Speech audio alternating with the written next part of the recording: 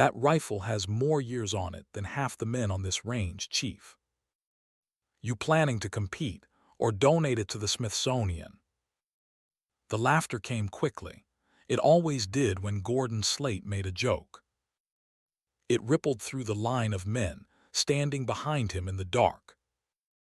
Young Marines, most of them, still breaking in their boots, still learning that laughing at the right moment was its own form of survival on this range.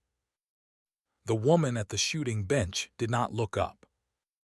Her name was Wren Cassidy, Master Chief Petty Officer, United States Navy. She had driven 4 hours through the California desert to be here. She had not slept. She did not appear to need sleep. She was 44 years old, small enough that the rifle on the bench looked almost comically large beside her, with brown hair shot through with early silver at both temples. Her hands moved across the weapon, the way a carpenter's hands move across a piece of wood he has shaped himself. Not checking it, not inspecting it, but repointing. Slow, deliberate, personal. The rifle was an M24 SWS. Pre-2003 configuration. Walnut stock, worn smooth at the pistol grip and the cheek rest. The wood darkened where decades of hands had held it. No Picatinny rail, no suppressor, no carbon fiber anything. The scope mounted above the action was old enough to have served in a different century, in a different war, in the hands of a different person entirely. To Gordon Slate, standing 15 feet away with his arms crossed and his chest filling his USMC instructor's blouse, like a man who had never once doubted his own reflection. That rifle was a punchline. To Wren Cassidy, it was the only thing in the world that still belonged to someone she had carried off a mountain. She set the rifle down on the bench. She laid a piece of folded flannel cloth beneath the forest stock. Not a bipod, not a Harris mount, just folded cloth. And she stood up straight and looked downrange into the absolute black of the California desert at 2 in the morning. She did not look at Slate. She did not look at the men behind him. She looked at the targets she could not yet see, at distances no one had yet announced, as though she was already solving a problem the rest of them had not been told about. This was Ridgecrest Combined Arms Range, a joint service facility carved into the high desert of Kern County, far enough from the interstate that you could fire a .300 Win Mag and hear nothing come back but your own breathing. It was not Fort Bragg. It was not Quantico. It was not the kind of place that appeared on recruiting posters or in the background of congressional briefings. It was the kind of place that existed precisely because some things the military needed to evaluate could not be evaluated anywhere that someone might ask questions. Tonight, one of those things was Wren Cassidy. The assessment she had been summoned here to complete had a formal name: Joint Tier Advancement Assessment. Override Protocol 7. In the 11 years since the protocol had been written, 3 people had attempted it. 2 had passed. 1 had not come back to try again. The assessment existed for a single purpose: to evaluate a service member who had been recommended for advancement outside the normal sequence. Not a promotion, not a commendation. Something rarer and more contested than either. A formal reclassification of capability. An official acknowledgement that a person had exceeded the ceiling their records had assigned them. Master Sergeant Gordon Slate was the examining officer. His signature was the only one that mattered tonight. His judgment was the only judgment that would be recorded. And Gordon Slate had decided, before Wren Cassidy had fired a single round, that her rifle was a museum piece, and that she was wasting his time. He had not said this directly. He had said it the way men like Slate always said these things, with the audience lined up behind him, with the performance already in motion, with the laughter already running, so that by the time the target of the joke looked up, she would already be standing inside it. Slate was 47 years old.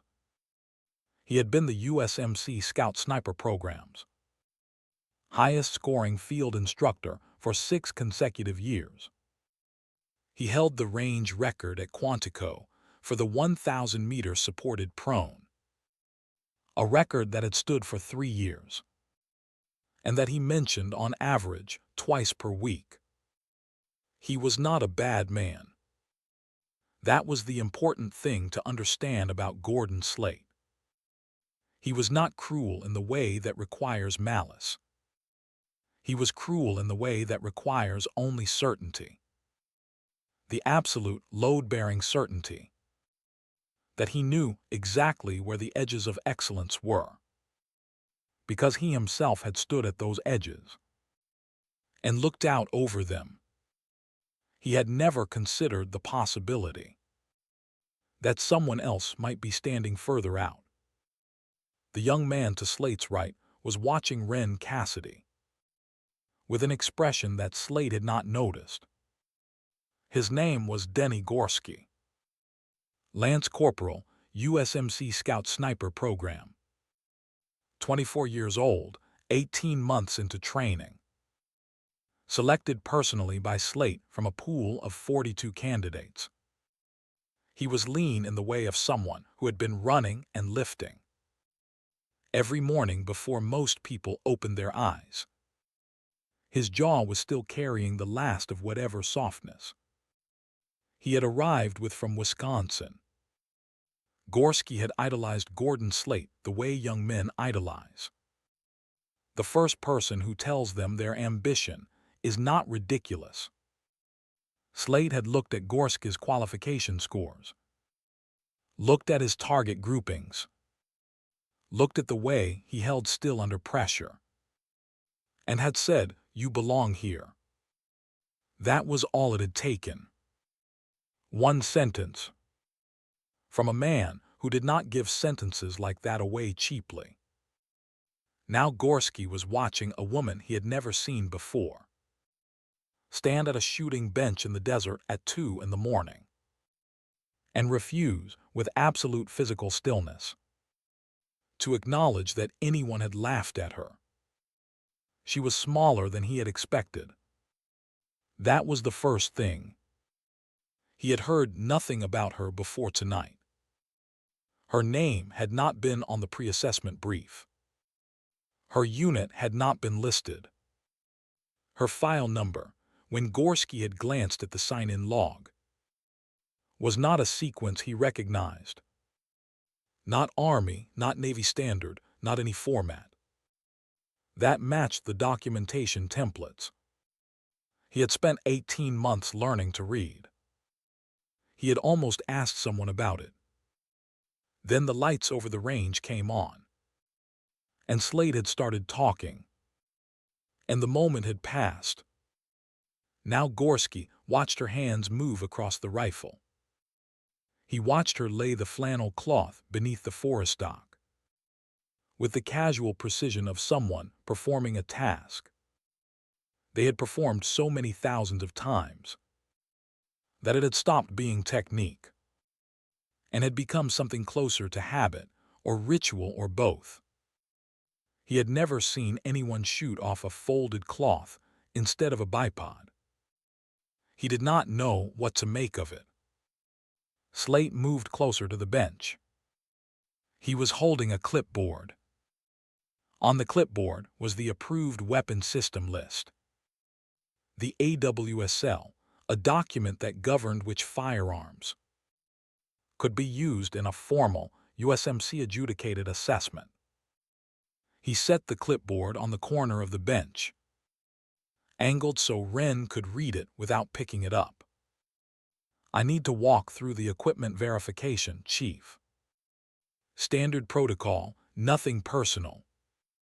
He said the last 3 words the way people say them, when they mean the opposite. Wren Cassidy looked at the clipboard. She did not touch it. She reached into the chest pocket of her field jacket and removed a single folded piece of paper. She unfolded it once, laid it flat on the bench beside the clipboard, and stepped back. Slate looked down. The paper was standard government letterhead. 1 paragraph, 1 signature. The signature at the bottom of the page belonged to Floyd M. Estep, Major General, United States Army, retired. JSOC Senior Advisor, current appointment. The date on the signature was today's date. Not last week, not last month. Today. Slate read the paragraph twice. It authorized the use of a non-standard weapon system for the purposes of this specific assessment, at the discretion of the examining officer, under the override provisions of Joint Tier Protocol 7. He folded the paper back along its original crease. He set it down. "Fine," he said. The word came out flat. Not angry, not conceding. Flat the way a door sounds when it closes. On a room that used to have an argument in it. "But the assessment stands at my discretion. Full scoring authority, no external review." Wren said nothing. Gorski, standing 8 feet behind Slate, watched his commanding officer pick up the clipboard and walk back toward the scoring station, without looking at the paper again. It was 01:53 in the morning. A building sat behind the range complex. 2 stories, cinder block. The kind of structure the military builds when it expects something to last 40 years and does not care what it looks like while it does. The second floor had a long window facing the range. The window was dark. Nobody on the range had noticed the car that had arrived in the east parking area 20 minutes ago. Nobody had noticed the man who had gotten out of it and climbed the stairs to the second floor and was now standing at the window with a paper cup of coffee in his right hand and his weight distributed slightly toward his left leg, the way a man distributes his weight when the right one has carried a piece of shrapnel in the meat above the knee for the better part of 20 years. His name was Floyd Estep. He was 71 years old. He had commanded men in 3 wars and had spent 24 years after that making decisions that did not appear in any official record. He had not been invited tonight. He had invited himself. He had driven from San Diego alone. He had not told anyone at the range he was coming. He had not told Wren Cassidy either. He was watching the way she stood behind the rifle. Shoulders square, hips slightly open. The weight distributed in a way that had nothing to do with any written seal or DVGRU standard. And he was watching it the way a man watches, something he has only ever seen once before, in a different place, in a different decade, on the body of a different person. He had last seen that stance in 2002, on a ridgeline in the Coringal Valley, on the body of a chief warrant officer named Dale Marin, who had been Estep's spotter. Before Estep's knee had made fieldwork a memory, and paperwork a career. He had not seen it since. Until tonight. He did not move toward the stairs. He did not reach for his phone. He stood at the window with his coffee cooling, and said nothing to the empty room behind him. Not yet. On the range below, Slate was setting up the demonstration. Before the assessed shooter fired a single round, the examining officer was required to demonstrate the baseline standard against which all scores would be measured. It was meant to establish context. It was meant to be instructional. In Slate's hands, it had always been something else. He took his position behind a second bench, 20 feet left of Wren's. His rifle was an M110 semi-automatic sniper system. Current production, carbon fiber chassis. Nightforce optics, a suppressor that cost more than Gorski's first car. It was a beautiful weapon. It was engineered at enormous expense to make the job of shooting look easier than it was. Slate settled behind it with the ease of a man who had done this so many times that the rifle had started to feel like an extension of his spine. 800 meters, he announced. Single round, standing target, this is your qualifying baseline. He fired. The report was sharp and flat in the desert air. Downrange at 800 meters, the steel plate rang. The screen above the scoring station lit up. 800 m impact, 9 ring. The men behind Slate responded the way they always did. Not quite applause, more like the exhalation that follows something inevitable. The sound of a room full of people, confirming what they already believed. Gorski clapped twice, then stopped, because he was watching Wren Cassidy, who had been watching Slate's shot, with no expression at all. Not impressed, not dismissive, not measuring. Just watching the way you watch weather. The way you watch something that exists entirely outside the category of competition. Slate stood up from the bench, walked toward her bench, stopped 3 feet away. He looked at the rifle, then at her. Then very deliberately at the folded flannel cloth beneath the rifle's forestock. 2 questions before we start, Chief. 1. No bipod, no support rest, no rail system. You're shooting off cloth. That's going to cost you in first-round impact probability. You understand that? Wren said nothing. 2. He gestured at the scope. That configuration. I'm not seeing any dope markings on the turrets. No tape, no grease pencil. How are you running your ballistic data? She reached into the left breast pocket of her jacket. She removed a piece of paper, folded in quarters, and placed it on the bench beside the rifle. She did not unfold it. Slate looked at it. He leaned forward and unfolded it himself. It was a ballistic data chart. Handwritten. Pencil, not pen. The handwriting was not hers. The letters were larger, more deliberate. The columns of numbers spaced with the careful regularity of someone who had learned to write in the field, where running ink meant unreadable data. And unreadable data could mean the wrong person dying. Gorski, standing close enough to see the paper, noticed something in the upper right corner. A smudge, not ink, not grease. Something darker. Something that had soaked into the paper and dried there over a very long time. He looked away. Slate handed the paper back without comment. He turned back to the scoring station. He said, "When you're ready, Chief." And then, facing away from her, quietly enough that only the men directly behind him could hear.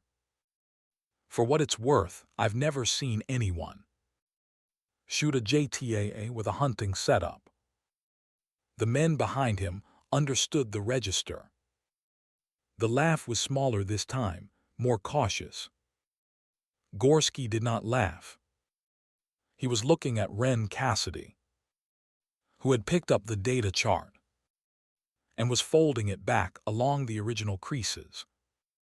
Slowly, carefully, the way you fold something you have folded 1,000 times, and intend to fold 1,000 more. She tucked it back into her breast pocket. She placed her right hand on the stock of the rifle. Her fingers found a particular position. Not the pistol grip, not the trigger guard, but the flat panel of wood just below the cheek rest. On the left side of the stock, where something had been cut into the grain with a small, sharp instrument long ago. 2 initials, DM. She left her hand there for 3 seconds. Then she moved into position behind the rifle. Gorski would think about those 3 seconds later. He would think about them the way you think about a moment that did not make sense when it happened, but made complete sense when you finally understood what it meant. She was not checking the rifle. She was not adjusting anything. She was touching the initials the way a person touches something they carry with them everywhere. Not as equipment, not as memory, but as obligation. At the second-floor window, Estep set his coffee cup on the sill. He had been standing in the same position for 34 minutes. His right knee was aching the way it ached when he stood still too long in cold air. A dull, reliable ache. He had stopped thinking of his pain sometime around 2009. He watched Wren Cassidy's position on the range below.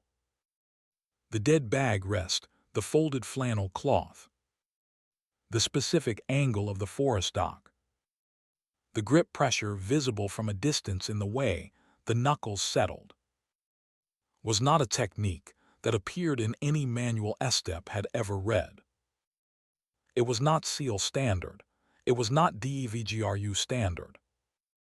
It was something Dale Marin had worked out himself on a ridgeline in the Koringal Valley during a 3-day Overwatch mission, in which the only available support surface was a dead Marine's pack, and in which the shot that ended the mission had been fired from exactly that improvised rest, at exactly this angle, with exactly this economy of motion. Marin had explained it to Estep afterward, not as a discovery, as a proof. The rifle talks to you through the bag, not through metal. Metal transmits, fabric absorbs. You stop fighting the recoil and start listening to it. Estep had never tried to replicate it. His knees had taken him off the rifle before he had the chance. But he had never forgotten, and he had never seen anyone use the technique. Since the afternoon Marin demonstrated it on a Colorado hillside in 2001, the year before everything changed. Until tonight. He walked to the back of the room. He picked up the folder he had placed on the table when he arrived. Red cardstock cover, no external markings, thick with paper. He held it under his arm. He did not go down the stairs. Not yet. He returned to the window. He would know when it was time. Slate had moved back to the scoring station. He cleared his throat. Assessment initiation. Ridgecrest Night Progression Assessment. Examine Shooter, Cassidy W. Master Chief Petty Officer. Examining Officer, Slate G. Master Sergeant. Assessment begins on my mark. He paused. One additional protocol note, for the record. Under JTAA Protocol Section 4, Subsection 7.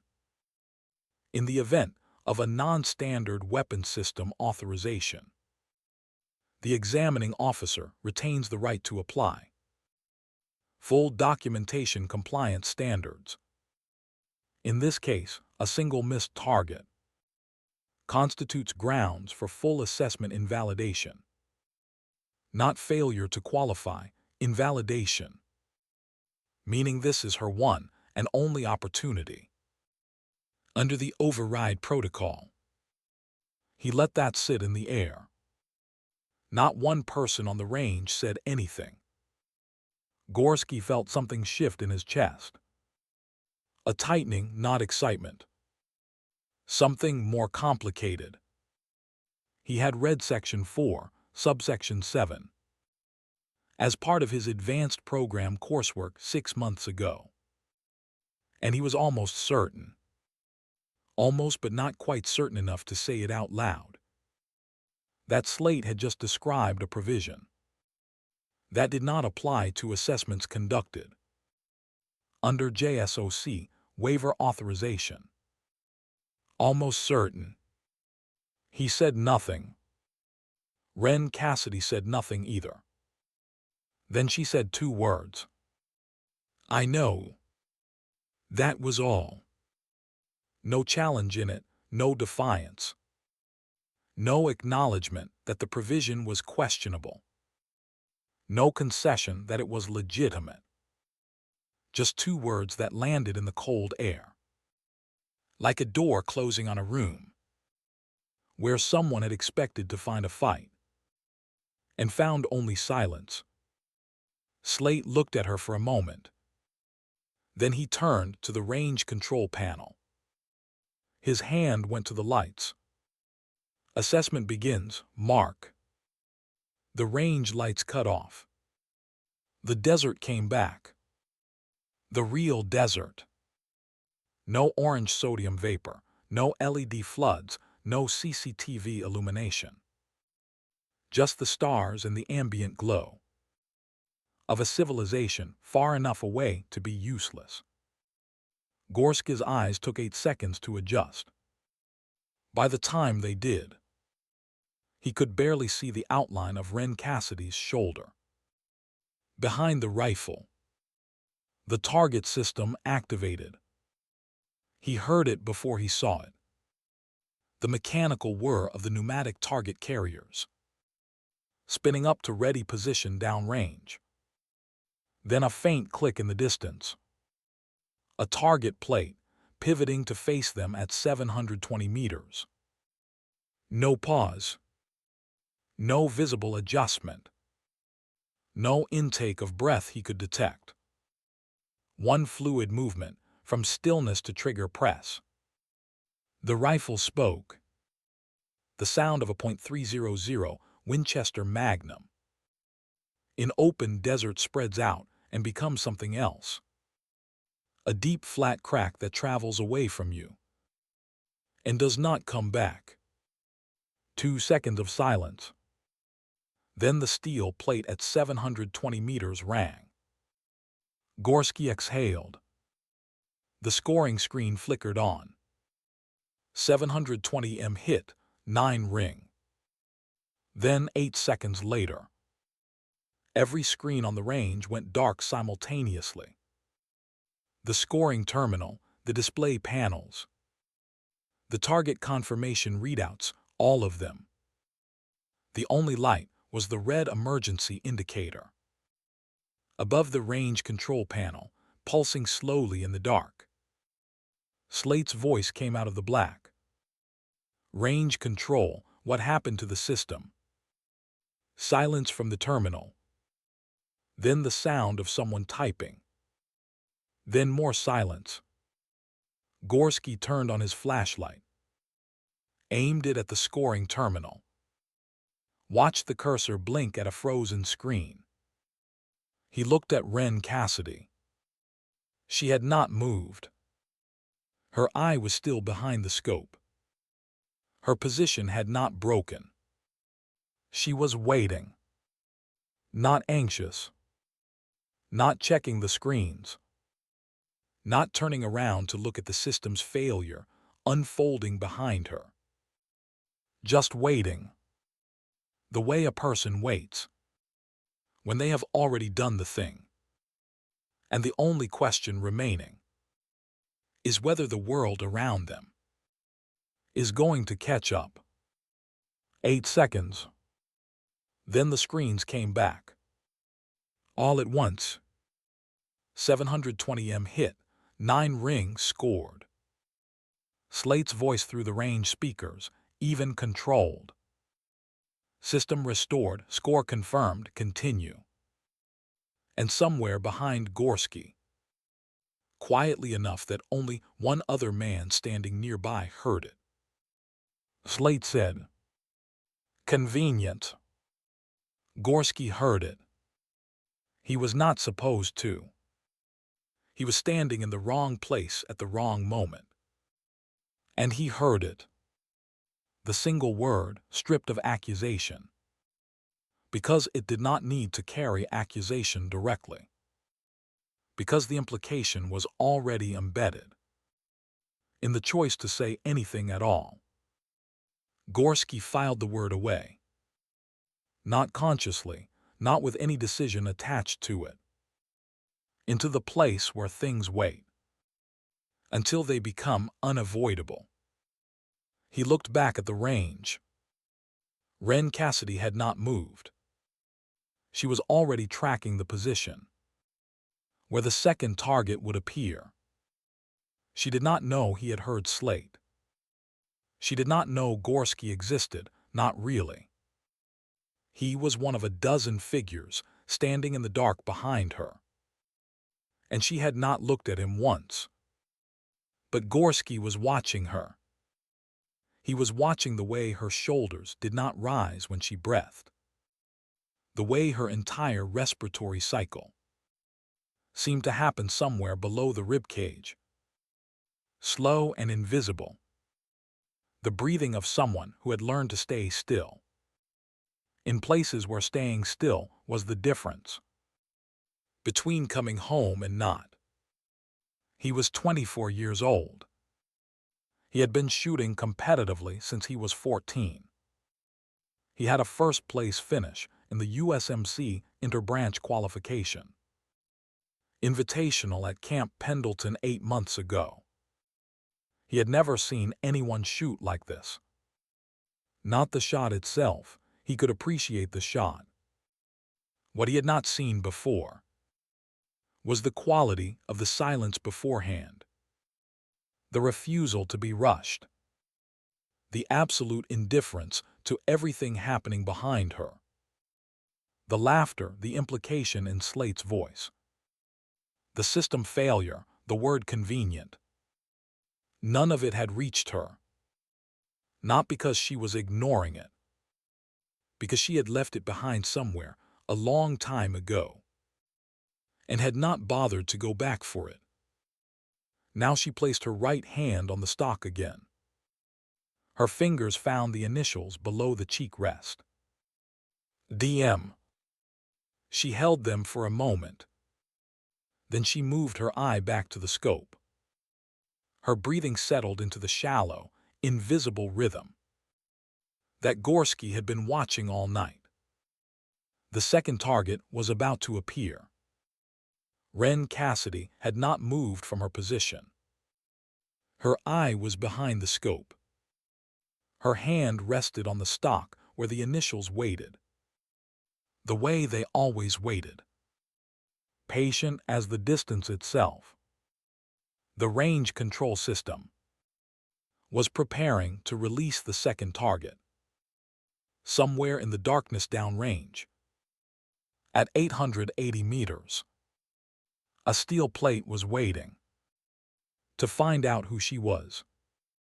The clock was running. She already knew what the clock would find. The second target appeared, and the rifle spoke again. The plate at 880 meters rang. The sound traveled back across the desert, the way all sounds travel across open ground at 2 in the morning. Cleanly, with nothing between it and the ear. No traffic, no wind, no human noise to interrupt it. Just the crack of the rifle, the brief silence of a bullet in flight, and then the clean steel tone of impact, arriving like a period at the end of a sentence that had already been written before anyone knew it was being composed. The scoring screen lit up. 880 m hit, 8 ring. Gorski let out a breath he had not realized he was holding. Then he looked at the readout again. 8 ring, not 9, not 10. 8. He knew what was coming before Slate opened his mouth. Noted, Slate said from the scoring station. His voice carried the careful neutrality of a man who has learned to dress disappointment in the language of professional observation. Margin of error acceptable, not exceptional. He made a mark on his clipboard. The kind of mark that sounds quiet, but sits on a permanent record. Gorski said nothing. He had already turned to the secondary terminal to pull up the environmental data for the last 60 seconds. Wind speed, wind direction, gust events. The data loaded. At the moment of Wren's shot, the crosswind sensor at the 800-meter station had recorded a gust event 22 miles per hour, sustained for 0.8 seconds, arriving from the northwest at a 15-degree diagonal to the shooting lane. Gorski looked at the number. At 880 meters, a 22-mile-per-hour crosswind arriving at diagonal would push a .300 wind mag, approximately 9 to 11 inches, off a center hold, depending on the bullet's ballistic coefficient and the exact timing of the trigger brake. The 8 ring on a standard JTAA target was 8 inches from center, which meant Wren Cassidy had not missed center by the margin of her aim. She had missed center by the margin of the wind, and the wind had arrived in the last 0.8 seconds of her trigger press. A gust event so brief and so precisely timed that even a real-time wind reader with a kestrel in hand could not have called a hold adjustment in time. She had fired through a wind event that had not been there when she began her shot sequence. She had fired anyway, in the only window available, and the bullet had landed within the error margin of the wind itself. Gorski looked at Slate's back. Slate had not pulled the wind data. Gorski closed the terminal window. He said nothing. He filed the data away. In the same place, he had filed the word convenient. In the growing collection of things he was not yet sure what to do with. The third target appeared. It came up fast, at 1,050 meters. And it did not come up alone. The turbulent wind generator at the 1,000-meter station activated. Simultaneously, not the crosswind fan. That produced a steady, predictable lateral push. But the turbulence system, which was something else entirely. The turbulence system drew air from two sources at variable rates and mixed them through a diffuser grid, producing a chaotic, non-linear wind environment that changed direction and speed in cycles, too irregular to model or predict, It was the kind of wind that made a pure ballistic solution useless. The kind of wind that required something beyond calculation. The clock was running, 5 seconds per target, 4 seconds now. Slate did not announce the wind generator activation. It was within his authority as examining officer to activate any environmental system at any time. It was also within his authority to say nothing about it. 3 seconds. Gorski watched Wren Cassidy and felt the tension that had been building in his chest reach, something almost painful. She was still, completely still. No adjustment, no visible response to the wind. Her body did not react to the irregular gusts, the way a body reacts when it is fighting something. She did not lean into it, did not pull her jacket tighter, did not blink. 2 seconds.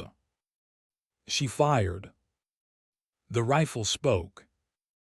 The desert received the sound. And then, 1.9 seconds later, the target plate at 1,050 meters rang. The screen 1052 m hit, 10 ring. Center, absolute center. Gorski opened his mouth. No sound came out. He looked at the wind data. The turbulence system had been running at maximum variable output for the entire duration of Wren's shot sequence. The wind had been changing direction every 0.3 to 0.7 seconds. There had been no predictable window, no lull to exploit, no pause to time. She had not waited for a lull. She had shot through the chaos and put the bullet exactly where she intended it to go. He had been shooting for 10 years. He had trained under the best instructor. The USMC Scout Sniper program had produced in a generation. He understood at a mechanical and mathematical level what he had just seen. And he understood that there was no mechanical or mathematical explanation for a center hit through a turbulent wind environment at 1,050 meters, fired in under 2 seconds, from a pre-2003 bolt-action rifle off a folded piece of cloth.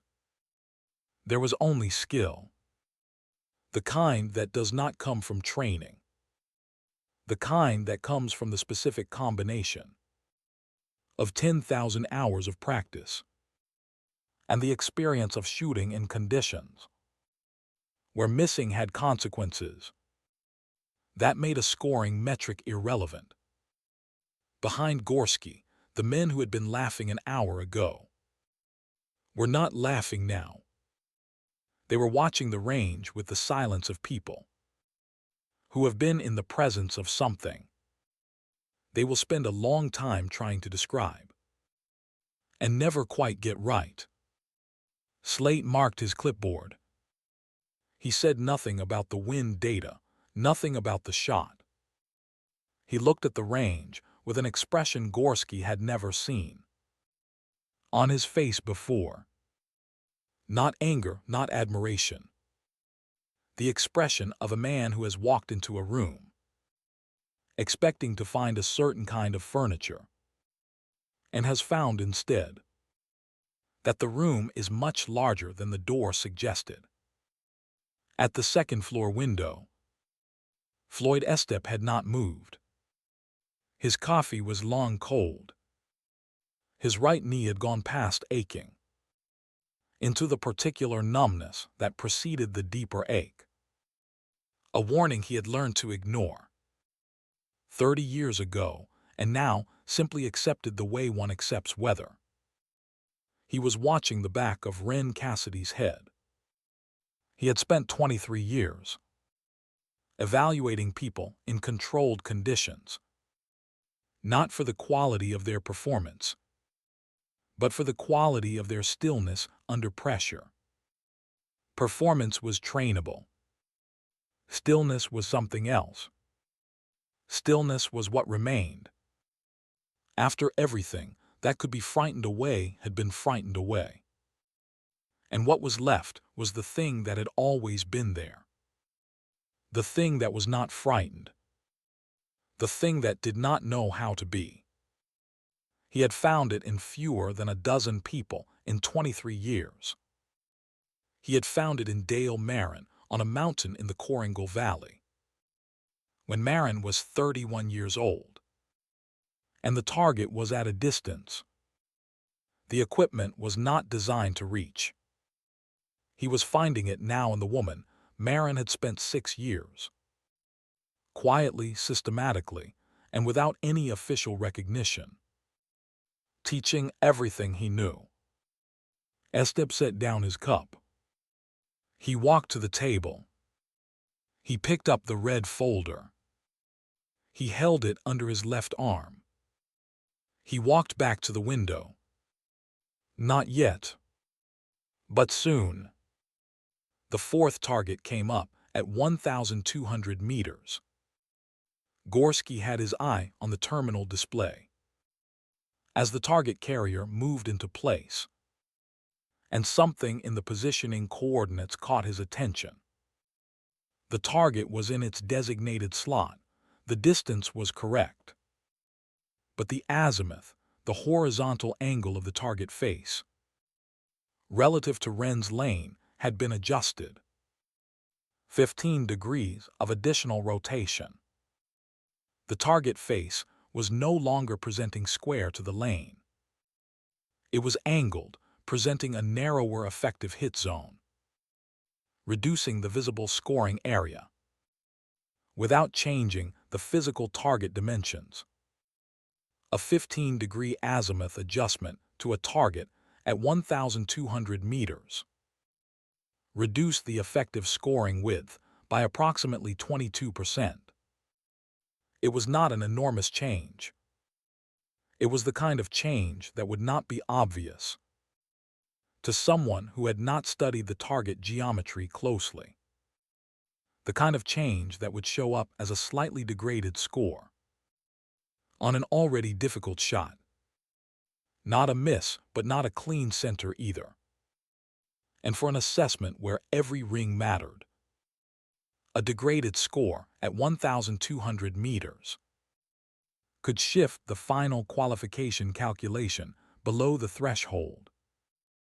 Gorski looked at the adjustment timestamp. 01:58. 23 minutes ago. While Wren was still setting up her position. While Slate was reviewing his clipboard. He looked at the username attached to the adjustment log. SLAYTGMSGT. He stood very still for a moment. The terminal was in front of him. The data was on the screen. The username was right there. He thought about closing the window. He thought about walking away from the terminal and standing back with the other men and not knowing what he now knew. He thought about Slate, standing at the bench in the afternoon light 2 years ago, looking at Gorski's qualification scores and saying, "You belong here." He thought about the first thing Slate had ever taught him. The thing Slate opened every new cohort with. The thing he said was the foundation of everything else that followed. A sniper's first obligation is accuracy. Not to the target, to the truth. Gorski did not close the window. He memorized the timestamp. He memorized the username. He stepped back from the terminal, without changing his expression, without looking at Slate, without giving any indication that anything had changed. But something had changed. Something had changed in the way that things chain. When you cannot unknow what you have learned.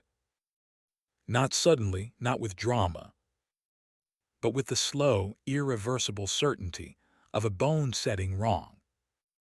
On the range, Wren Cassidy was adjusting her position. She had detected the azimuth change. Gorski had become almost certain of this. Not because she looked at the target readout. Not because she hesitated or recalculated visibly. But because of a single small adjustment to her turret.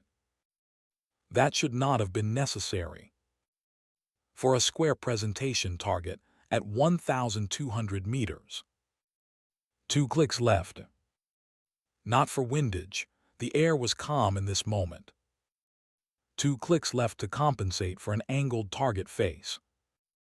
That changed the bullet's effective entry angle by a fraction of a degree. A fraction that at 1,200 meters was the difference between a clean center impact and a round slipping along the angled steel and registering outside the 9 ring. When the target activated, Gorski watched the scope. She had positioned her eye to the left edge of the sight picture, before the target carrier locked into its adjusted position, reading the shadow angle cast by the target frame against the thermal background of the desert floor, to determine the face was not square to her lane. She had not been told about the adjustment, and she had compensated for it by reading geometry in the dark. At 1,200 meters, the rifle fired. 1,200 meters, the steel rang. The screen, 1,198 m hit, 9 ring. Slate nodded slowly. The nod of a man confirming a ledger entry. Not the nod of a man watching something extraordinary. Noted, he said again. Gorski looked at him. For the first time in 18 months, Gorski looked at his commanding officer and did not see the man he had been trying to become. He saw a man who was afraid. Not of Wren Cassidy specifically. Not of her score, not of her rifle, not of her silence. Afraid of what she represented. The specific, humiliating possibility that the edges he had spent his career standing at, looking outward with such certainty, might not be the actual edges at all. Afraid of the room being larger than the door suggested. Gorski looked away. He looked at the range. He looked at Wren Cassidy's back. She had not moved from position. Her eye was still behind the scope. She was already tracking the area where the 5th target would appear. At the 2nd floor window, Estep straightened. He felt the change in the range below. Not in any one person, not in any single action, but in the aggregate. The quality of the silence had changed. He shifted the folder under his arm. He turned away from the window and walked toward the stairs. Not yet at the bottom, but moving. The 5th target. Slate's voice came through the range speaker. Before the target activated. And this time his voice was different. Not the careful neutral of professional observation. Something tighter, something deliberate.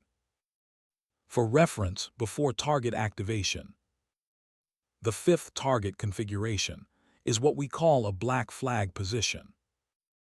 It was added to the JTAA progression at the request of the examining officer. It is not required for base qualification, but under full documentation compliance standards, it is scored as a weighted target. A successful hit raises the composite score by a factor of 1.4. A miss carries no penalty beyond the score itself. He paused. The range record on this target is 3.6 seconds with a 9-ring impact. I set that record 14 months ago. The men behind him were silent. Gorski understood precisely what was happening. The black flag target was a gift.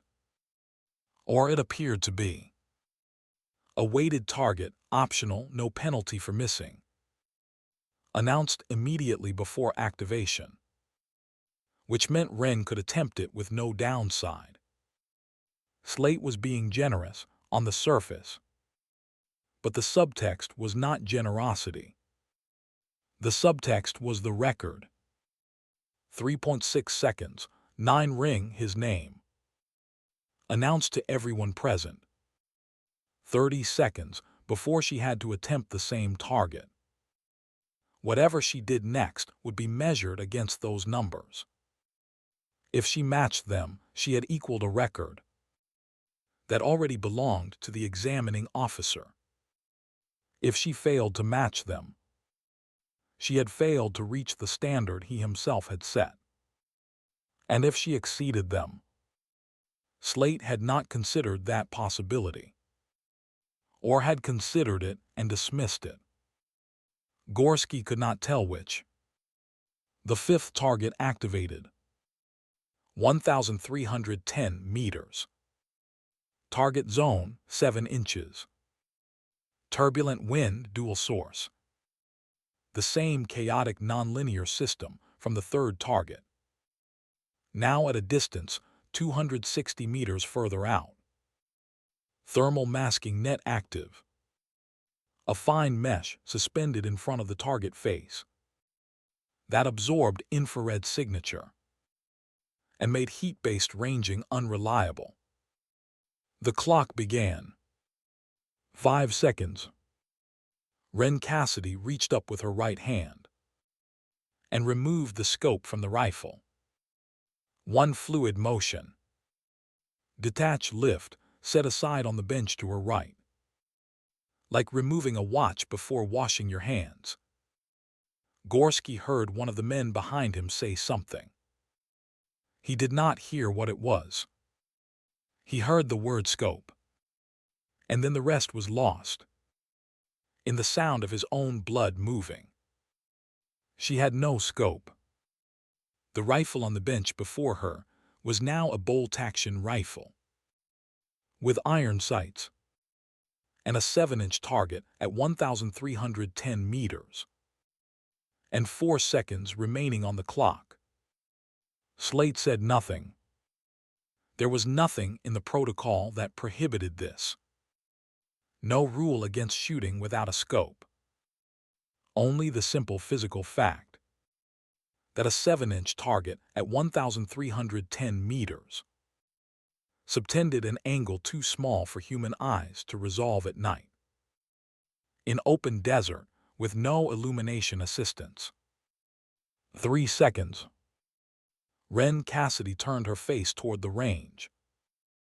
Not looking at the target in the conventional sense. Not tracking a defined object through optics. She was looking at the dark. She was looking at the geometry of the air between her and the target. The wind, the angle, the distance. Parsed not through glass but through the accumulated knowledge of 1,000 nights in worse conditions. Of a body that had learned to model ballistics. The way a pianist's hands learn intervals. Not through thinking but through the repetition. That makes thinking unnecessary. 2 seconds. She picked the scope up off the bench. She remounted it in one continuous motion. Her hand moved to the turret, 4 clicks of adjustment. 1 second. She fired. The rifle spoke into the California night.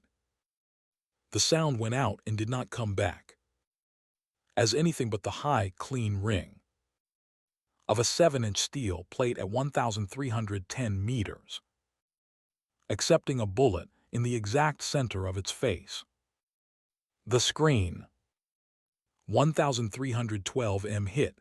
Zone, center, time, 3.4 seconds.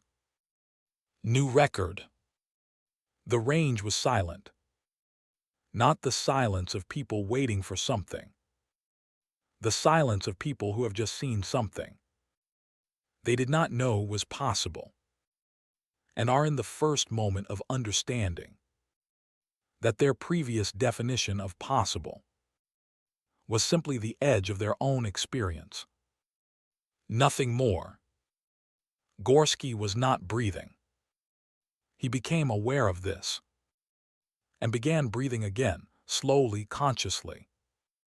The way you breathe when you need to stay calm. And calm is not the natural condition of the moment. He looked at Slade. He had seen Gordon Slate receive difficult news before.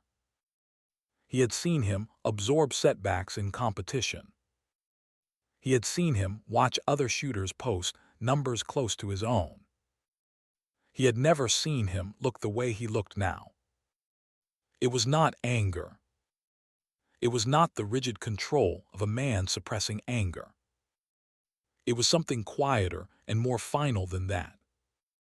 The expression of a man who has been shown, without argument and without ceremony, that the thing he believed made him exceptional was a category of skill, not a ceiling, and that he was standing in the presence of someone who had gone past the ceiling while he was still admiring the floor. Gorski looked away. He looked at his hands. He thought about the terminal log. He thought about 01, 58 and SLAYT GMSGT, and the 15-degree azimuth adjustment that Wren had compensated for without being told. He thought about Slate saying, at the beginning of every new training cohort, standing in front of young men who had not yet learned what it cost to maintain your integrity in a moment when it is inconvenient. A sniper's first obligation is accuracy, not to the target, to the truth. The word sat in Gorski's chest like a stone that had been there for a long time and had only now become heavy enough to notice. The sixth target. Slate's voice through the speaker was flat. The voice of a man retreating into procedure, because procedure was the only ground left. Final target, 1,450 meters. Static position, no time constraint. Shooter may take as long as required.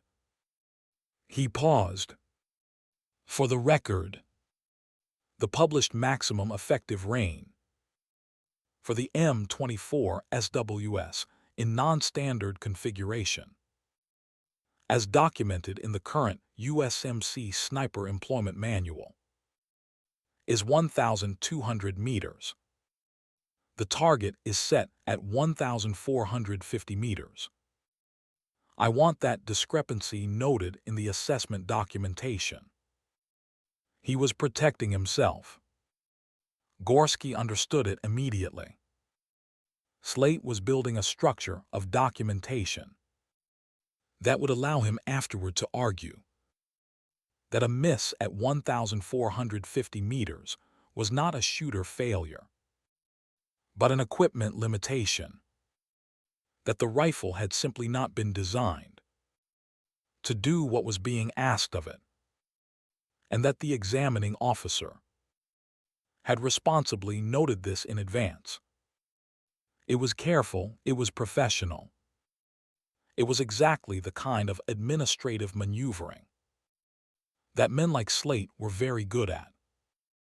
And it was built on the assumption that Wren Cassidy did not know how to do what she was about to do.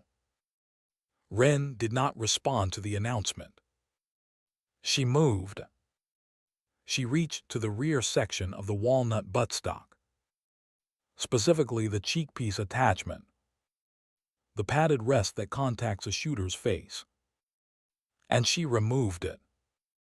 Not the entire cheekpiece assembly, just the attachment itself, half an inch thick.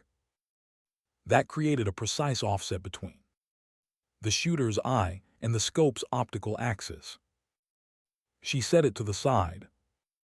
She reached into the left cargo pocket of her jacket and removed a small strip of material, fabric folded several times, about the thickness of 3 playing cards. She placed it over the cheekpiece mount. She settled her cheek against it. She spent approximately 8 seconds making fine adjustments until the contact pressure satisfied her. Then she settled behind the scope. Gorski understood what she was doing. At 1,450 meters, the bullet dropped on a .300 Winchester Magnum exceeded what the scope's elevation turret could fully compensate for. Without a modified come-up table, accounting for this rifle's specific barrel length, the specific ammunition lot, and the specific altitude and temperature of this range on this night, the turret could get her close, but at the edge of the rifle's designed operating range. Close was not enough. She was shimming her cheek weld, raising her eye position by 2 millimeters, changing the angle at which her eye aligned with the scope's optical axis. A physical change that translated, at 1,450 meters, into an additional fraction of a degree of upward correction, the equivalent of several turret clicks. The turret itself no longer had to give.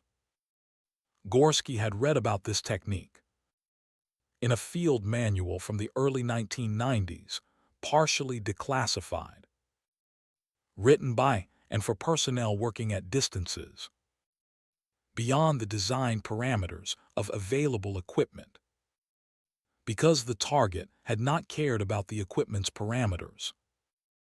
The technique required extensive knowledge of the specific rifle's behavior at extended range and could not be reliably applied without a documented baseline of data for that exact rifle. Under similar conditions, the only way to have that baseline was to have shot the rifle at those distances many times before, in real conditions, where missing had consequences. She settled. She breathed. She found stillness. The static target at 1,450 meters sat in the darkness downrange and waited. There was no clock. Slade had said so. The sixth target had no time constraint. The one element of the assessment Slade had not been able to bend to his purpose. 30 seconds passed. The range was quiet in a way that had nothing to do with the hour or the desert or the cold. It was quiet the way a room becomes quiet when everyone in it understands that something is happening. They will remember for a long time. 40 seconds. Gorski thought about something his grandfather had told him when he was 12 years old. An old man who had carried a rifle in conditions that had nothing to do with training ranges. His grandfather had said, "The best shot I ever saw was a man who did not look like he was shooting at all. He looked like he was just letting something go." 45 seconds. Wren Cassidy fired. The report went out into the Mojave, and the Mojave received it. The way the desert receives everything. Without comment, without judgment. Without any record. Except the physical one. 2.1 seconds of silence. Then the plate rang. The screen. 1,447 m hit. Zone, center, margin, plus or minus 0.4 inch. Nobody moved. Not Slade. Not the men behind him. Not Gorski, standing at the terminal. with the wind data still on one screen and the azimuth adjustment log on another, the timestamp and the username sitting in front of him, like a question he had been given and not yet answered.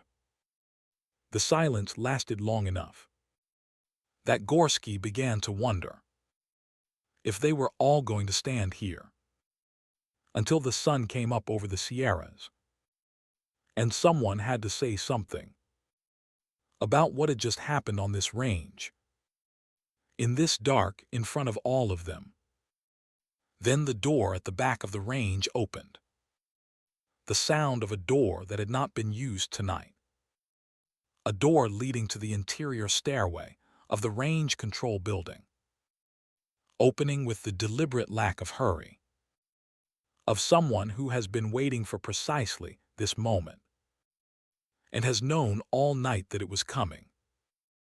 The footsteps were uneven, a slight irregularity in the right step, the sound of a man distributing his weight to compensate for something that does not flex the way it once did. The figure that emerged and walked across the concrete apron toward the shooting benches was 71 years old. He was carrying a red folder under his left arm. He walked past the line of men without looking at them. He walked past Gorski without acknowledging him. He walked to the scoring station and set the folder flat on the surface in front of Gordon Slade. He looked at Slade. "Before you make any determination on this assessment, Master Sergeant," Estep said, his voice carrying the particular quality of a voice that has given orders in places where the orders could not be repeated afterward. "You are going to want to read page 7. Slate looked at the folder. Red cardstock, no markings. The specific blankness of a document that did not need to advertise what it contained. He opened it. He found page 7. Gorski was standing close enough to watch Slate's face as his eyes moved across the page. He watched the line of Slate's jaw. He watched the muscles at the corner of his mouth.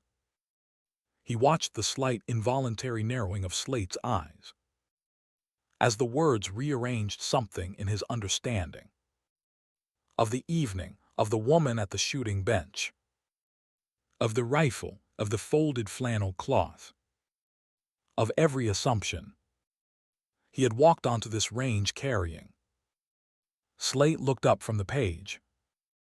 He looked at Wren Cassidy. She was doing what she had been doing after every shot tonight, maintaining her position behind the rifle, not looking at the screens, not looking at the men, looking downrange, at the targets she had already hit, at the distances she had already crossed, at the dark that had given nothing back, except the sound of steel, accepting the truth of what she carried. Slate looked back at the page. He read it again. Gorski watched his commanding officer swallow once. Involuntary. The physical response of a body that has encountered something the mind cannot immediately accommodate and needs a moment to find the right compartment. Gorski looked at Estep. Estep was looking at Wren. And for the first time since arriving on this range, since driving 4 hours through the California desert, since setting up at this bench in the dark at 2 in the morning, with a rifle that had no Picatinny rail, and no suppressor, and no serial number that meant anything to anyone except her. For the first time, Floyd Estep allowed something onto his face that was not quite a smile, and was not quite grief, but contained in equal measure Elements of both. He was looking at Dale Marin's rifle, in Dale Marin's student's hands, at a range that Marin had never stood on, producing a result that Marin had known 20 years ago was possible, and had spent 6 years making certain that someone would be alive to prove it. Slate set the folder down. He squared it on the scoring station. He looked at it for a moment, with the expression of a man who has just finished reading the last page of a very long argument he had been making for years, and has found on the last page that he was wrong. Then he looked at Gorski. The terminal beside Gorski still had the azimuth adjustment log on the screen, the timestamp, the username. Slate looked at it. He looked at Gorski. He looked at the log. Something moved across his face. Not recognition exactly, because recognition implies surprise. And this was not surprise. This was the arrival of something he had known was coming. From the moment he saw Gorski standing at the terminal 20 minutes ago. Gorski breathed in. He thought about 18 months of mornings running before dawn, of target groupings improving millimeter by millimeter, of a man looking at his scores and saying, "You belong here." He thought about what it meant to belong somewhere, and whether the place you belonged was defined by the person who told you you belonged there, or whether it was defined by something that was true before anyone said anything about it. He stepped forward. "Sir," he said, "I need to report a terminal access irregularity." His voice was steady. He had not known it would be steady until it was. Slate looked at him, not with anger, not with the expression of a commanding officer responding to insubordination, with the expression of a man being held to a standard by someone he trained, using words he taught, in a moment he cannot argue with, because the argument was always his own. The silence lasted 4 seconds. Estep, standing to the side of the scoring station, looked at Gorski for the first time tonight, not assessing him, not judging him, looking at him the way a person looks at something they were hoping to see, and had not been certain they would. Slate said nothing to Gorski. He looked at the terminal. He looked at the log on the screen, the timestamp, the username, the 15-degree azimuth adjustment, made 23 minutes before the fourth target appeared.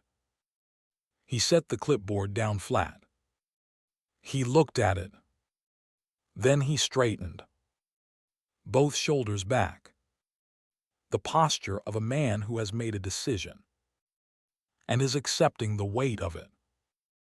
He spoke to the range, not to Estep, not to Gorski, to the men standing in the dark behind them, to the desert, to whatever record was being kept. The terminal adjustment was mine, unauthorized, and the assessment score stands as recorded, clean. 6 words of admission, 7 words of consequence. No elaboration, no context, no frame. Just the thing itself, stated plainly, in the voice of a man who had spent his career teaching young men that the first obligation was accuracy, and who was now, for the first time in a very long time, practicing what he had preached. Gorski looked at his commanding officer. He did not feel triumph. He did not feel relief. He felt something older and quieter than either. The specific bittersweet weight of watching a person you admire become worth admiring again through the exact act that costs them the most. It was the most adult feeling Gorski had ever had. He was 24 years old, and he did not yet have a word for it. He would spend years looking for one. The range was very quiet. The stars over the Mojave were very bright. And Gorski thought about the words again. The words he had heard for the first time 18 months ago in a room full of young men who had not yet understood what they were agreeing to. A sniper's first obligation is accuracy. Not to the target, to the truth. He had believed those words the first time he heard them. He believed them now. The difference was that now he knew what they cost. He had not known that before tonight. Tonight, standing in the desert, with the log still on the screen, and Slate's voice still settling into the cold air. He understood that the words had always been waiting for a moment exactly like this one, to mean what they actually meant. The folder sat open on the scoring station. Page 7 faced upward. The targets downrange sat silent in the dark. All 6 of them, indifferent and patient, keeping the record the only way they knew how. The clock on the range control panel read 03:08. Dawn was still 2 hours away. The folder was still open on the scoring station. Page 7 faced upward, the text catching the pale glow of the terminal screens beside it. The words sitting in the desert air, with the patient finality of words that have been waiting a long time to be read by the right person in the right room. Slate had read them twice. Now Floyd Estep looked at him across the width of the scoring station and said nothing. He did not need to say anything.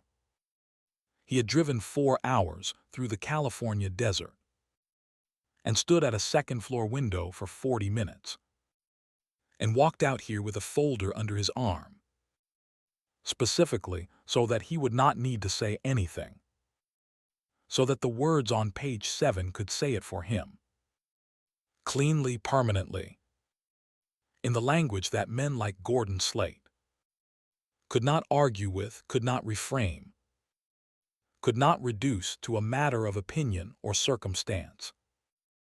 Slate looked at Estep. He looked at Gorski. He looked at the folder. Then he looked at the men standing behind the scoring station, the young Marines who had laughed an hour ago and had stopped laughing somewhere between the 3rd target and the 5th, who were standing now in the particular stillness of people who have understood that they are witnessing something that will be described in a different register in the years to come. Slate said, "Read it." Not to Estep, to himself. Quietly, a decision, not a command. He picked up the folder. He cleared his throat. He read page 7 aloud. His voice was even. Gorski had expected something else. Some quality of resistance, of reluctance. The sound of a man reading words he would prefer burned. Instead, Slate's voice was measured and clear. The voice of a man who understood that the only remaining form of dignity available to him was to do this without flinching. The document on page 7 had been compiled by the JSOC Personnel Assessment Division. It covered a period of 14 years. It began with a date in 2006. The document stated that Wren Cassidy, then a petty officer 2nd class, in the Naval Special Warfare Development Group pipeline, had been removed from the program following a physical sustainment evaluation that determined she did not meet the minimum ongoing physical standards required for continued Tier 1 service. The document then stated that an internal review, conducted 18 months after her removal, and completed without notification to Cassidy herself, had found procedural irregularities in the evaluation process. Specifically, that the standards applied to her evaluation had been derived from a documentation set that had not been formally adopted and was not legally binding at the time of the evaluation. In simpler terms, she had been removed using rules that did not officially exist yet, and she had not been told. Slate read this section without pausing. He did not slow down, he did not look up. The document continued. It described Wren Cassidy's return to service through a parallel pathway, Naval Special Warfare Support activity, and her subsequent 14 years of operational deployment. It described 4 combat tours. It described 23 confirmed long-range engagements, all at distances exceeding 800 meters, all with non-standard equipment, all resulting in mission success. It described a specific engagement in Kandahar Province, Afghanistan, in the 7th year of her service following reinstatement. The conditions: night, high wind, degraded visibility, a target at a range that exceeded the designed operational parameters of the weapon system she was carrying. The outcome: a confirmed hit at 2,412 meters. A single round. A bolt-action rifle. Non-standard configuration. No support equipment beyond a length of folded cloth. 2,412 meters. The longest confirmed combat engagement in the documented record of JSOC operations to that date. Slate stopped reading. Not because the document had ended, because he needed a moment. In the specific, involuntary way that a person needs a moment when they have encountered a number that rearranges the furniture of what they believed was possible. The range was quiet. Gorski was doing arithmetic he could not stop himself from doing. The range record Slate had announced before the 5th target, with his name attached, with his voice carrying the weight of a man reciting his own accomplishment as a baseline for someone else to fail to reach. 3.6 seconds, 9 ring, 1,310 meters. Wren Cassidy's documented combat engagement, 2,412 meters. The difference between those two numbers was not a gap in skill. It was a gap in category. The difference between a distance that could be evaluated on a range and a distance that existed only in conditions where the stakes of missing were not a mark on a scorecard. Gorski thought about this in the way you think about something that changes the shape of everything. You thought you knew about the room you have been standing in. Slate set the folder down. He squared it on the scoring station. He looked at it for a moment with the expression of a man who has just finished reading the last page of a very long argument and has found on that last page that he was wrong. Then he looked at Gorski. Gorski met his eyes. The terminal behind Gorski still had the azimuth adjustment log on the screen. The timestamp, the username. Slate looked at it. He looked at Gorski.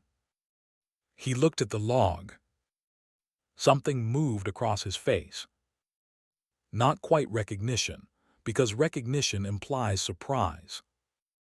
And this was not surprise. This was the arrival of something he had known was coming. From the moment he saw Gorski standing at that terminal. Gorski breathed in.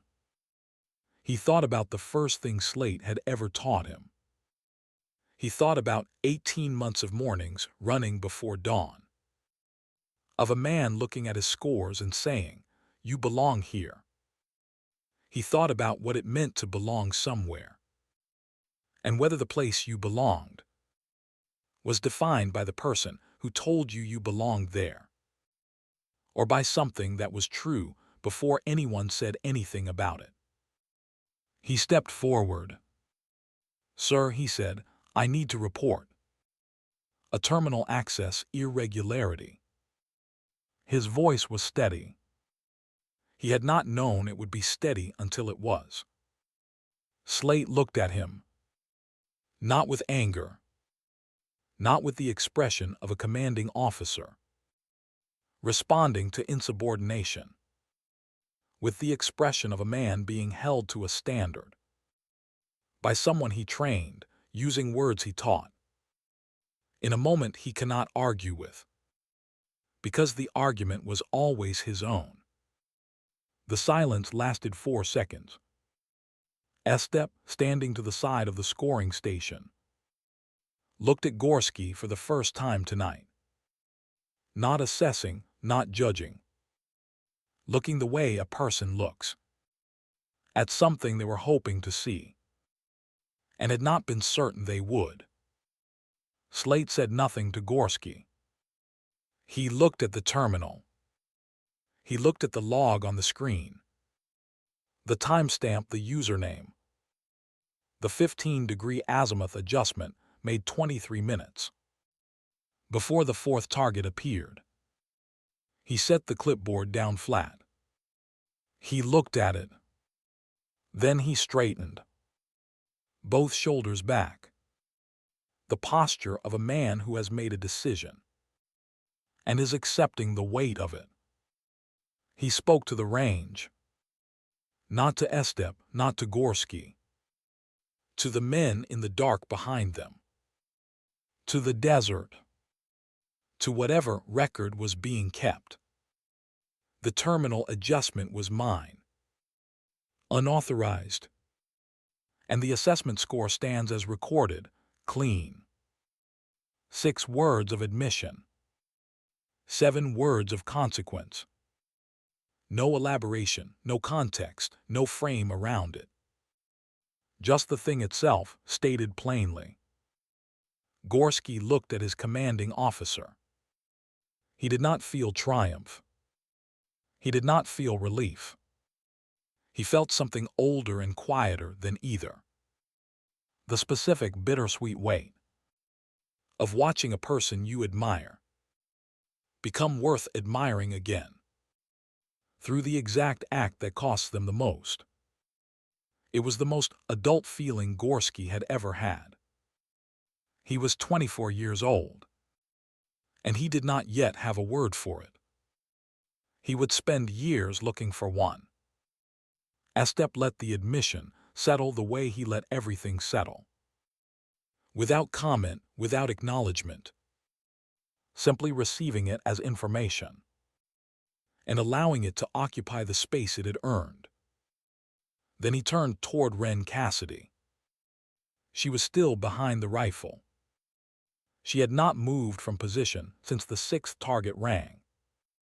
She had not turned to watch Slate read the folder. She had not turned to watch Gorski step forward. She had not turned at all. She was facing downrange, into the dark. Into the specific silence that exists beyond the last target. The silence that begins where the range ends. And extends without interruption to the horizon and beyond it. To all the distances that do not exist. On any assessment form or scoring screen. That would ever be manufactured. Estep walked to her bench. He stood beside it. He waited. She lowered the rifle. She stood up from the bench. She turned. For the first time tonight they faced each other.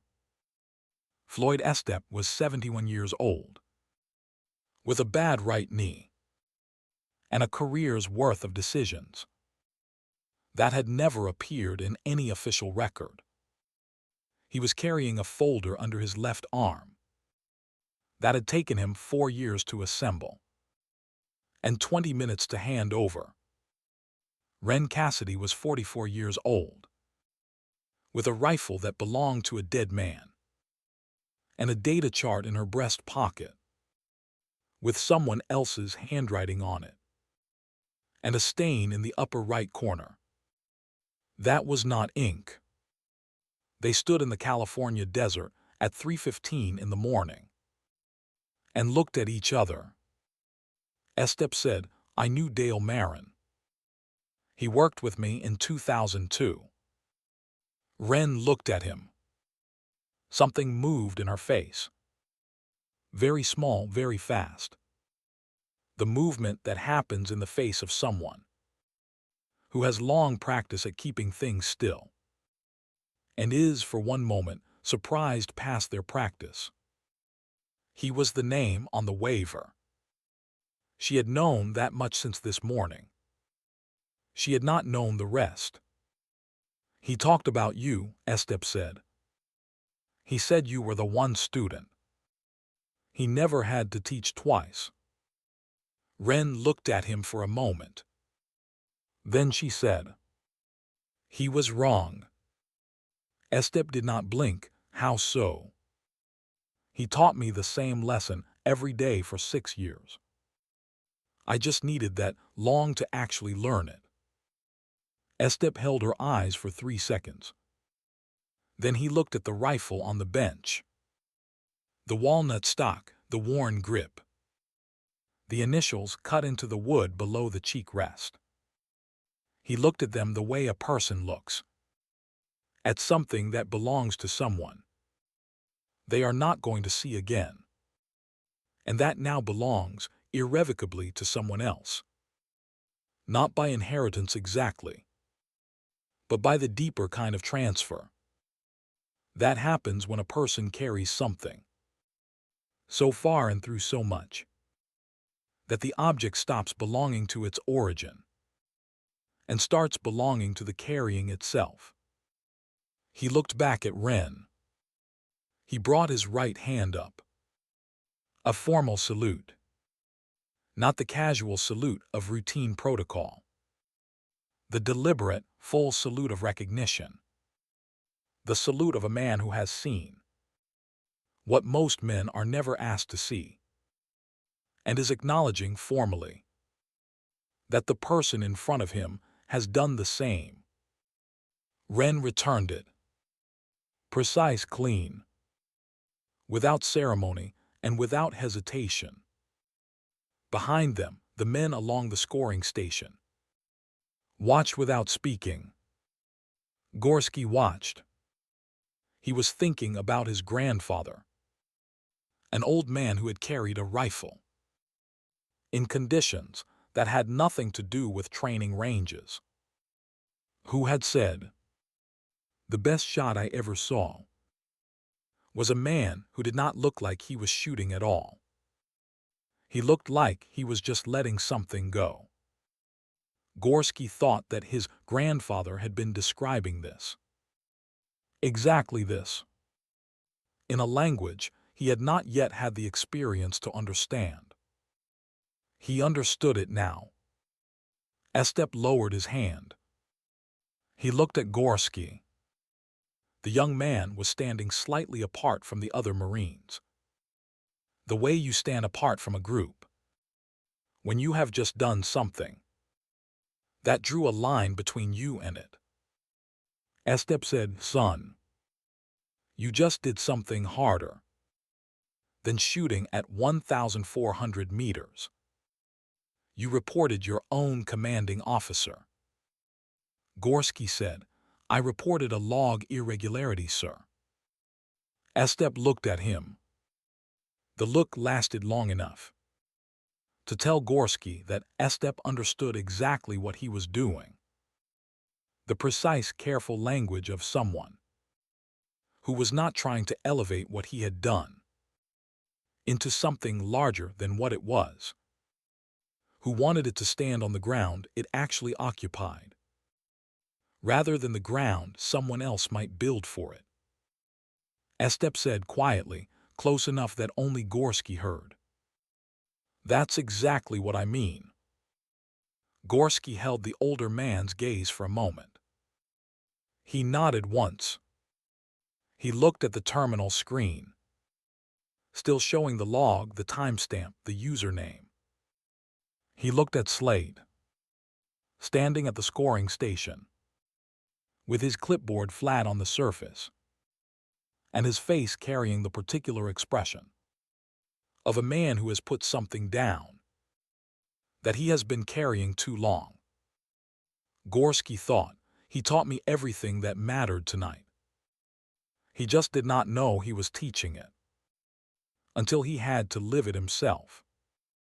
Dawn was still 2 hours away. The desert had gotten colder, the kind of cold that settles in the last hours before light. Not the cold of temperature dropping, but the cold of a world that has been in the dark long enough to forget that light is coming.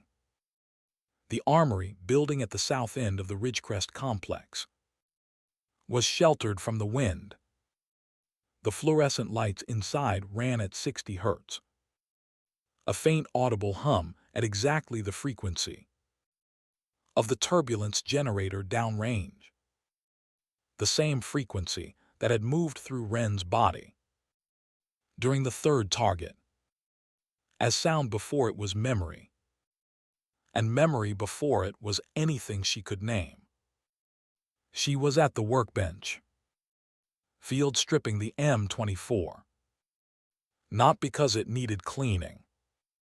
She was stripping it the way you strip something you are about to hand back to the dark, making certain that what you leave behind is in better condition than what you were given. She heard the door. She did not look up. She knew the footsteps before she heard the voice. The slight irregularity of the right step. The weight distributed to protect something that did not fully recover.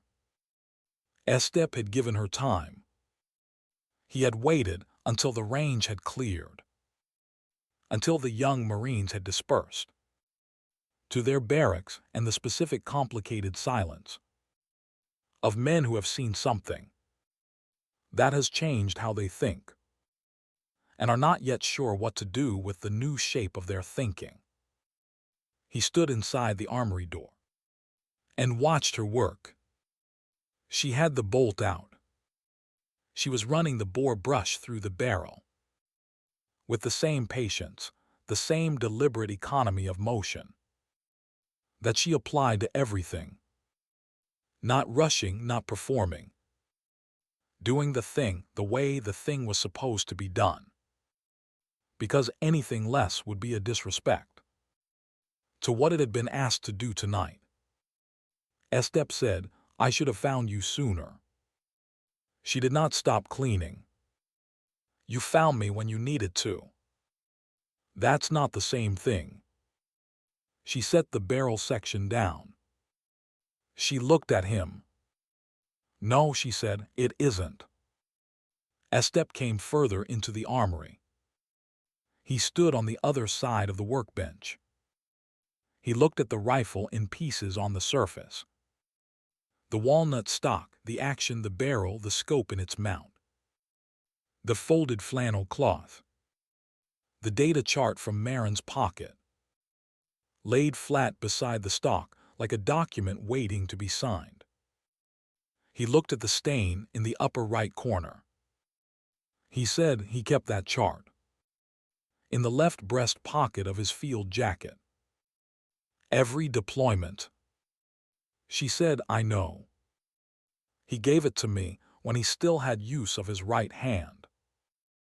He made me write the numbers while he dictated. He wanted me to have them in my handwriting, not his. He said the numbers do not change, but the person who reads them does. He wanted me to read them as myself, not as him. Estep was quiet for a moment. That sounds like Dale. It was Dale. The fluorescent lights hummed. Outside, the desert was cold and dark and still. The range was empty. The targets had been retracted into their downrange housings. All 6 of them, the steel faces that had received what she had sent them tonight, resting now in the dark, indifferent to what they had confirmed. Estep said, "The documentation in that folder. The review findings, the procedural irregularities. The record of what happened in 2006. It can be formally entered. Your file can be corrected. The record from that evaluation can be reclassified. It would not change the time, but it would change what the record says." Wren picked up the action. She began reassembling. Bolt back into body. The sound of metal on metal, clean and precise. The sound of something returning to the form it was made to hold. She said who would read it. Personnel, Records Division. The people who assign pathways. For the next generation going through the pipeline. Would it change their pathway? Estep considered this. It could. She set the action down. She looked at him. Then file it under the irregularity, not under my name. Let it be about the process, not the person. Estep looked at her for a long moment. You have been carrying this for 16 years. I have been carrying the rifle for 15. She picked up the stock. The rifle is heavier. She said it simply. Without bitterness, without self-pity. Without any of the weight. That 16 years of carrying an injustice might reasonably have deposited in the voice of a person who had every right to be angry. She said it the way a person states a fact about load-bearing. Because that was what it was. Estep put his hands on the workbench. He looked at the data chart. He looked at the stain. He looked at the numbers written in Marin's careful pencil. And then in Wren's. During a moment that neither of them had known. While it was happening was the last time. They would sit together with the rifle between them. And the future still unwritten. He said, Dale would have wanted you to have the record corrected. Dale wanted me to carry the rifle. Until I found someone worth teaching. Estep looked at her. Have you? She did not answer immediately. She picked up the barrel. She began reassembling with the slow, certain movements of someone who has performed this task. In darkness, in cold, in exhaustion, in grief. In the specific aftermath of having done something irreversible.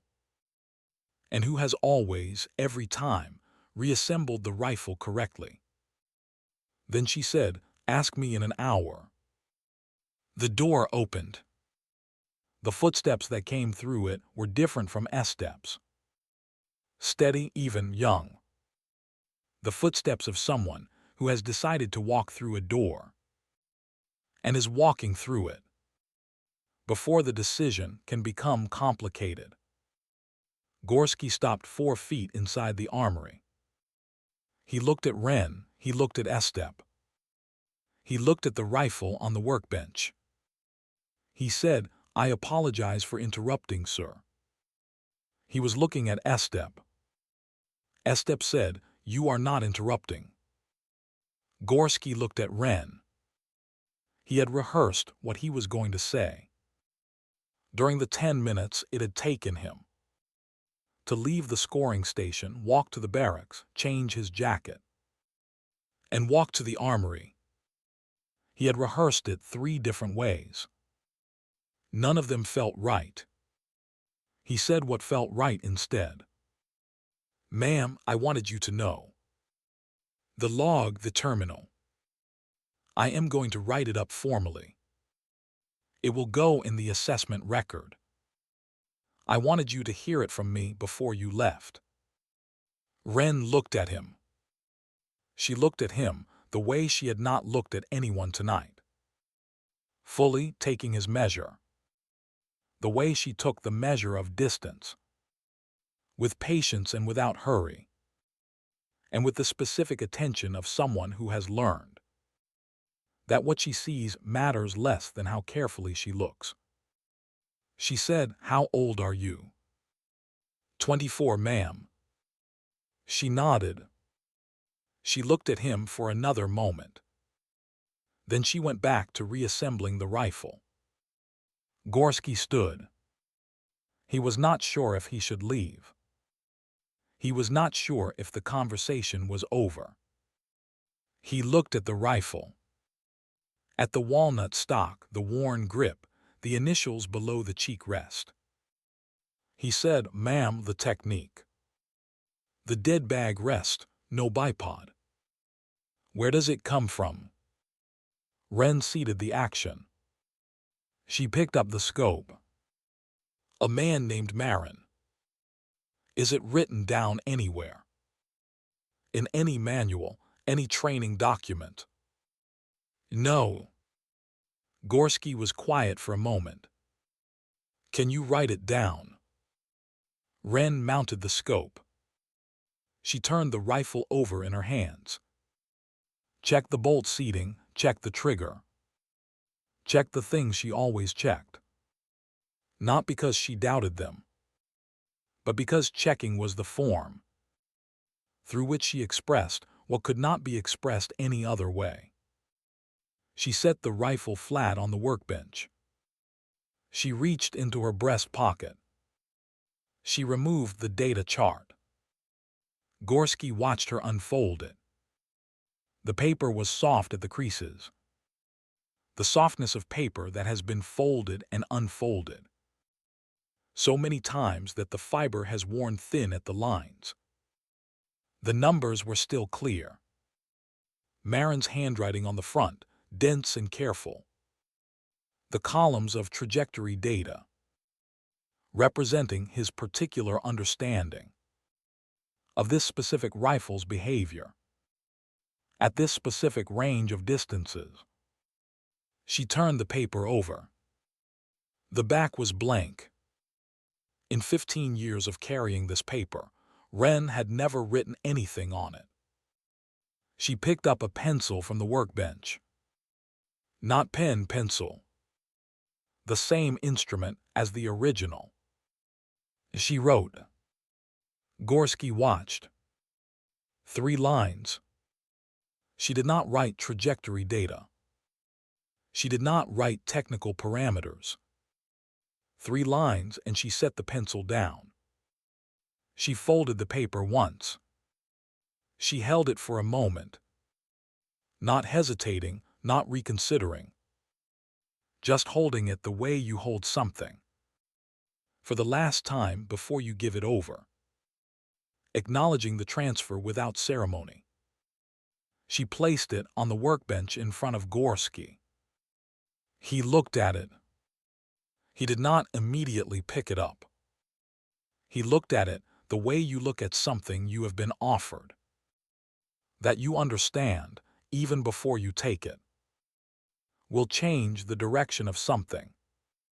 He picked it up. He unfolded it. He read. The fluorescent lights hummed. The armory was quiet. Estep stood at the workbench and did not speak. Gorski read the 3 lines twice. Then he looked up. Wren was reaching for the rifle. She lifted it from the bench. She settled the strap over her shoulder. The familiar movement. The rifle finding the position it had occupied on her body. For 15 years. The position of something that was not equipment anymore. And was not quite memory either. But was instead the specific physical manifestation of a debt that is not debt. Because it was given freely. A thing carried not because it must be, but because the carrying is the only adequate language for what cannot otherwise be said. She reached for her bag. Gorski said, "Ma'am." She stopped. He said, "The man who taught you." Marin. Did he know that you would end up here? That you would do what you did tonight? Wren looked at him. She looked at the paper in his hands. She looked at the front of it. The numbers, Marin's handwriting. The stain in the upper right corner. She said, "He knew I would end up somewhere." He did not specify. She lifted her bag. She walked to the door.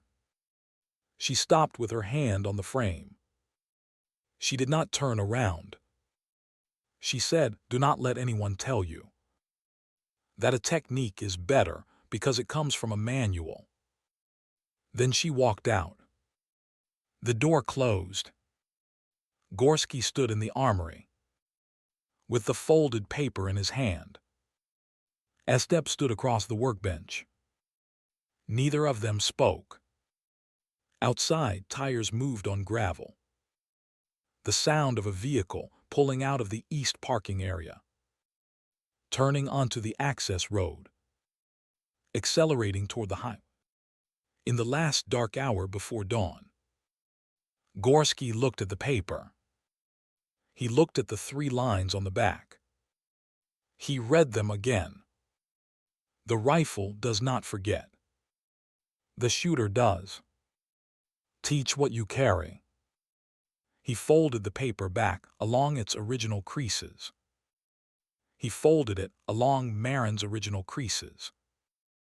The soft, worn lines pressed into the paper by 15 years of hands that were not his, that he would never meet, that had nevertheless put this paper here, in this armory, in this hour, in front of someone who had been chosen for a program, by a man who told him he belonged there, and who had then, tonight, proven why that belonging mattered. Only if you were willing to pay for it. He placed the paper in his left breast pocket, over his heart, not as sentiment, as obligation. Gorski walked to the workbench. He looked at the space where the rifle had been, the rectangular impression in the cloth, where the stock had rested, the small dark mark where the worn walnut had touched the surface. He reached over. He straightened the cloth. He folded it. He set it at the edge of the bench. Then he turned and walked toward the door. Slate was standing outside, not blocking the door, standing to the side of it in the cold, in the dark, with his hands in his jacket pockets, and his face carrying the expression of a man who has been standing outside for the duration of a conversation he had no right to enter, but could not bring himself to walk away from. Gorski stopped. He looked at his commanding officer, his instructor, the man who had chosen him, the man who had built the standard that Gorski had just held him to. Slate said, "I am going to file the terminal log as an unauthorized access event. Full documentation, my name on it."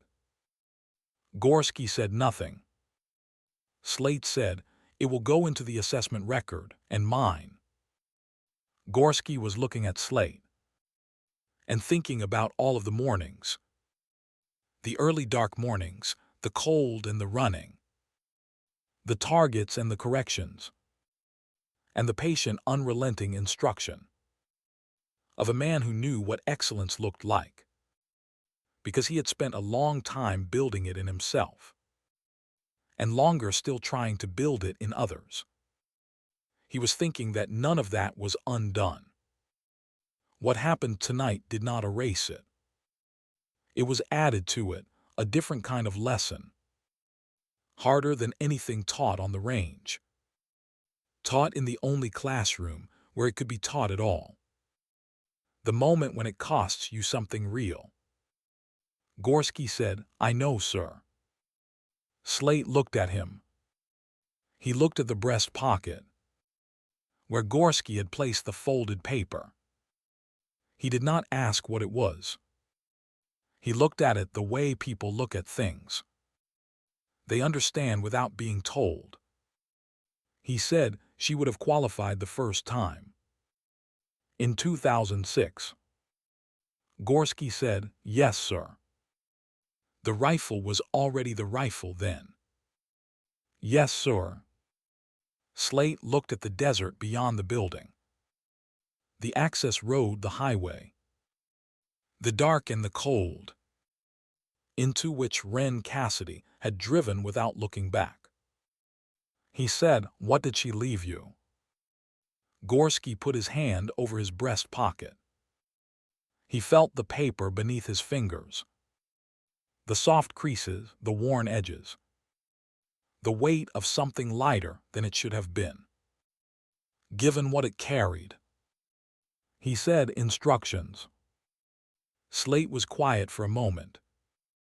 Then he said, "Good." That was all. One word. But the word held everything. The acknowledgement of what had been given. The acknowledgement of what it would require. The acknowledgement that the man standing in front of him was now carrying something that Slate himself had not been given, and could not have received tonight even if he had deserved it. Because it was not a gift that traveled upward. It was a gift that traveled forward. From a dead man's hands to a woman's. From a woman's hands to a young man, standing outside an armory in the cold, at 3:40 in the morning, with a paper in his pocket, and a future he had not yet written. Gorski looked at the highway. The headlights were gone.